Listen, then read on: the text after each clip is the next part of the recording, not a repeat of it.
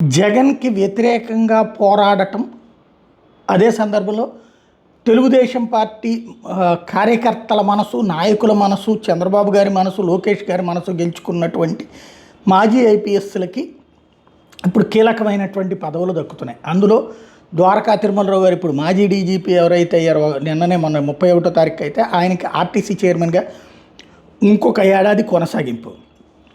అదే సందర్భంలో ఏబి వెంకటేశ్వరరావు గారు ఎవరైతే చిట్ట చివరి దాకా పోరాడినటువంటి ఆయనకి మొన్ననే ఆయన పాత జీత బకాయిలన్నీ ఇచ్చేయమన్నారు. ఆయన మీద పెట్టిన కేసుల ఉపసంహరణతో పాటుగా ఇప్పుడు ఆయనకి ఏదైతే ఆర్టీసీకి ఇదే ఆంధ్రప్రదేశ్ రాష్ట్ర పోలీస్ హౌసింగ్ కార్పొరేషన్ లిమిటెడ్కి చైర్మన్గా ఆయన నియమించారు. 2 ఏళ్ల పాటు ఆ పదవిలో ఆయన ఉండబోతున్నారు ఏపీ హౌసింగ్కి సంబంధించినటువంటి దాంట్లో. దాంతోపాటుగా ఆర్పి ఠాకూర్ ఎవరైతే